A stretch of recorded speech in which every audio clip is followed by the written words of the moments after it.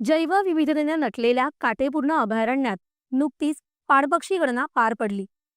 पश्चिम विदर्भातील वाशिम आणि अकोला जिल्ह्यात विस्तारलेलं पाणी देणारं जंगल अशी ओळख असलेल्या काटेपूर्ण अभयारण्यात जैवविविधता आणि पक्षी संवर्धनाच्या दृष्टीनं ही गणना अत्यंत महत्त्वाची मानली जाते. हिवाळ्यात देशी विदेशी स्थलांतरित पक्ष्यांसाठी हे महत्त्वाचं ठिकाण आहे. Grey heron, oriental darter, common pochard, Asian spoonbill, great thick knee यासारख्या विविध पाणपक्ष्यांचं दर्शन या निमित्तानं झालं.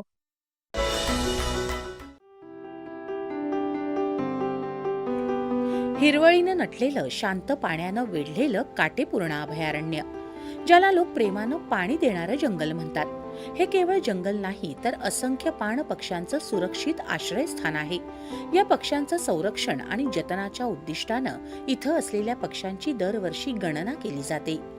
संपूर्ण आशिया खंडात एकाच वेळी ही पाणपक्षी गणना सुरू असते. त्याचाच एक भाग म्हणून काटेपूर्ण अभयारण्यात पक्ष्यांची संख्या आणि प्रजातींची बारकाईनं नोंद घेण्यात आली. वाशिमच्या वत्सगुल्म जैवविविधता संवर्धन संस्था आणि अकोल्यातील निसर्ग कट्टा हे या उपक्रमाला पुढाकार घेत गणनेत सहकार्य करतात. संपूर्ण महाराष्ट्रभर पाणपक्षी गणना करण्यात येत आहेत. हा एक सिटीजन सायन्स प्रोग्राम असल्यामुळे या पाणपक्ष्यांची संख्या, त्यांचे ठिकाणं आणि त्यांना असणारे धोके ह्या सर्व माहिती या गणनेतून निघणार आहे. दरवर्षी या गणनेमध्ये कॉमन पोचार्ड असतील, नॉर्दर्न शॅव्हेलर, गडवाल हे सर्व स्थलांतरित पक्षी तसेच स्थानिक पक्षी या सर्वांची इथे गणना केली जाते. ही गणना म्हणजे निसर्गाची तब्येत तपासण्यासारखी आहे. यातून स्थलांतरित पक्ष्यांचे मार्ग आणि पर्यावरणाची स्थिती कळते. अन्न साखळीमध्ये पक्ष्यांचं मोठं योगदान असतं, म्हणून त्यांचं जतन करणं ही तितकंच महत्वाचं आहे. अन्न साखळीमध्ये पक्ष्यांचे एक अनन्यसाधारण महत्व आहे. जलाशयावर जे आम्ही बेट तयार केले होते, या बेटांवर आज असंख्य असे पक्षी आम्हाला पाहायला मिळाले, ज्याचे एक अनन्यसाधारण महत्व हे जैव विविधतेमध्ये आहे. पक्ष्यांचं म्हटलं तर पक्षी हे खूप महत्वाचा घटक असतो. अत्यंत चंचल अशा स्वभावाचे हे पक्षी असतात.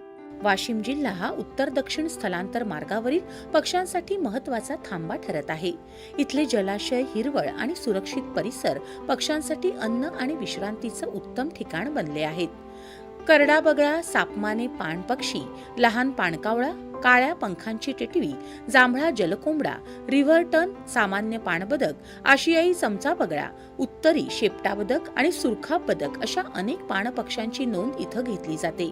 वातावरणातील बदलांमुळे पक्ष्यांवर होणारे परिणाम सुद्धा या जनगणनेच्या माध्यमातून समजतात. या पाणपक्षी गणनेतून किती पक्षी आहेत, कुठल्या प्रकारचे पक्षी आहेत, पक्ष्यांची विविधता आपल्याला कळते. जेवढ्या प्रकारचे पक्षी असतील तेवढी विविधतेने नटलेली त्यांची खाद्यसंस्कृती असेल, तेवढी जैवविविधता असेल. वेगवेगळ्या प्रकारचे पक्षी गणना करणे हे खूप महत्त्वाचे आहे. दरवर्षी ही गणना आपण घेतो, त्यामुळे कुठल्या वर्षी किती पक्षी आलेत, कुठल्या प्रकारचे पक्षी आलेत, वातावरणामध्ये कुठला बदल होतोय का, त्यांच्या बिहेवियरमध्ये काही बदल होतो का, या सगळ्या गोष्टी आपल्याला कळतात. काटेपूर्ण अभयारण्यातील पक्ष्यांची गणना म्हणजे केवळ आकडे मोजणं नाही, तर निसर्ग किती सुरक्षित आहे हे पाहणं आहे. जर पक्षी सुरक्षित असतील तर आपलं पर्यावरणही सुरक्षित आहे आणि आपलं भविष्यही. दूरदर्शन बातम्यांसाठी रामदास धनगर, वाशिम.